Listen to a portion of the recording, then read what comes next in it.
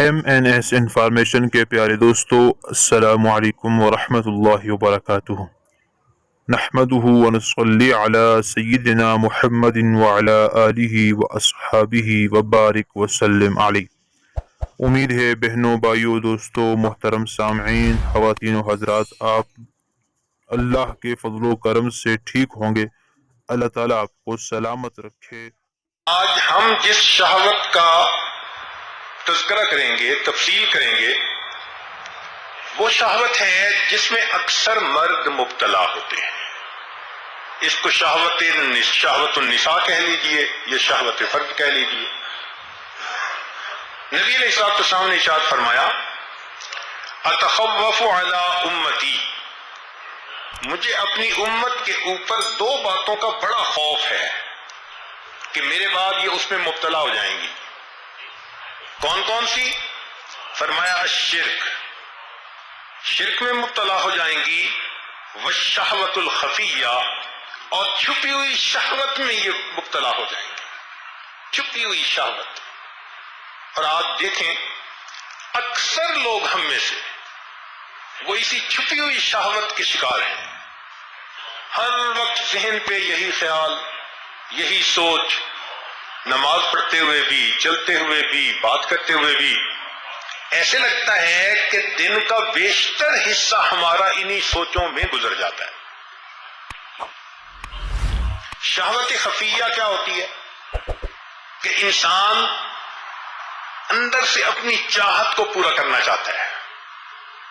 چنانچہ صحابی نے پوچھا، اللہ کے نبی یہ شہوت خفیہ کیا؟ فرمایا کہ صبح اٹھ کے نیت کرے گا نفلی روزے کی، بعد میں بیوی پہ نظر پڑے گی تو پھر کہہ لے گا اچھا میں کل روزہ رکھوں گا، آج بیوی کے ساتھ وقت گزارتا ہوں۔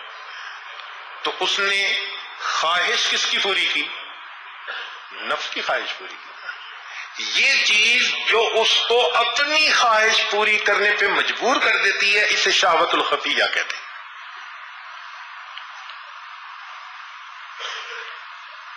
جیسے بوڑھے، یہ تو بچی ہے میرے لیے تو بیٹی ہے، تو کہہ تو یہی ہوتے ہیں بچی ہے اور میرے لیے بیٹی ہے، مگر ان کی ہوس کی نظر اس کے جوان چہرے کو دیکھ رہی ہوتی ہے، چھپی شہوت۔ ان دو چیزوں کا نبی علیہ السلام نے فرمایا کہ مجھے بہت زیادہ ڈر ہے۔ ایک حدیث مبارکہ میں نبی علیہ السلام نے فرمایا، لو انتم تعلمون ما انتم لاقون بعد الموت، اگر تم جان لو کہ موت کے بعد تمہیں کیا حالات پیش آنے والے ہیں، قبر میں، حشر میں، ما اکلتم طعاما علی شہوۃ ابدا، اگر تمہیں پتہ چل جائے تو تم کبھی بھی اشتہا کے ساتھ کھانا نہ کھاؤ۔ رغبت، شوق سے بندے کھانے کھاتے ہیں، تو میں تمہیں پتہ چل جائے کہ حالات کون سے آنے والے ہیں تو تم اشتہا سے کھانا ہی کھانا چھوڑ دو۔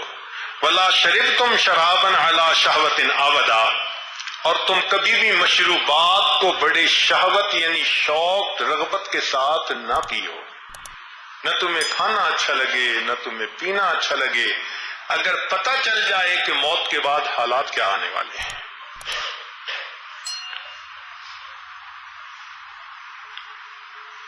آج انسان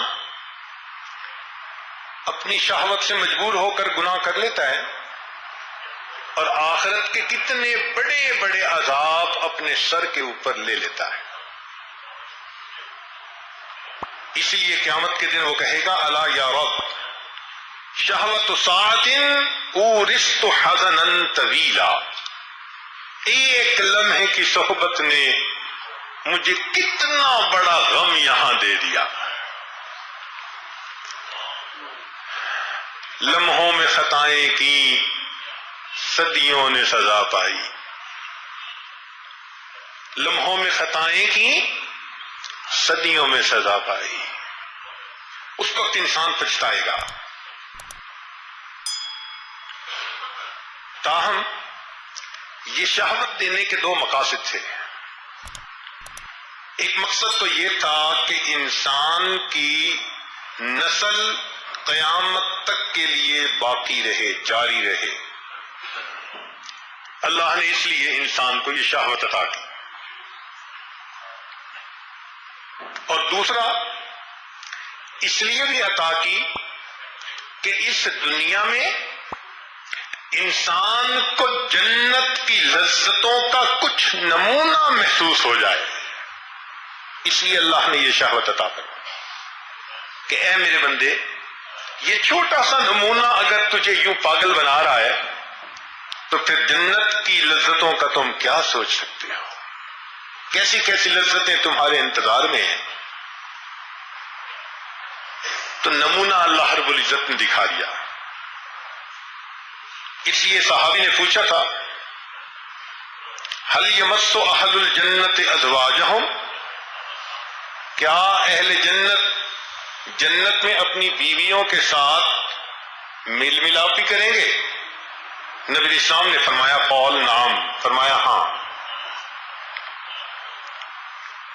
بذکر لا یملو، ملاقات کریں گے مگر اس وقت وہ ذکر کی بھی کیفیت میں رہیں گے، کوئی غافل نہیں ہوں گے، ایسا ذکر جس میں کوئی ملال نہیں ہوگا۔ وَشَهْوَةٍ لَا تَنْقَطِعُ، اور ایسی شہوت ہوگی کہ جو کبھی ان کی ختم نہیں ہوگی۔ اللہ اکبر کبیرہ، کیا نعمت ہوگی جنت میں۔ حدیث پاک میں آتا ہے کہ ایک جنتی بندے کو قوت 100 رجل، 100 بندوں کی طاقت دی جائے گی، فی الاکل والشرب، کھانے میں اور پینے میں، والجماعی، اور میاں بیوی کے ملاپ میں، والشہوہ، اور شہوت بھی۔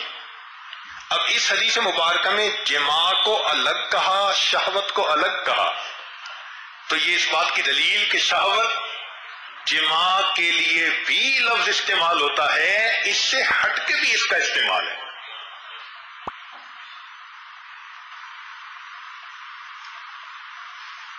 اور کھانے پینے کی شہوت کے متعلق حدیث مبارکہ ہے، نبی اسلام نے فرمایا المؤمن یاکل بشہوت عیالہ، مومن اپنے عیال کی شہوت کی وجہ سے کھاتا ہے، یعنی اہل و عیال ان کے کہنے پر ان کے لیے یہ بھی ان کھانوں میں شریک ہوتا ہے۔ اور منافق کے بارے میں فرمایا کہ والمنافق یاکل اہلہ بشہوتہ، اور منافق کے اہل خانہ اس کی شہوت کی وجہ سے کھاتے ہیں۔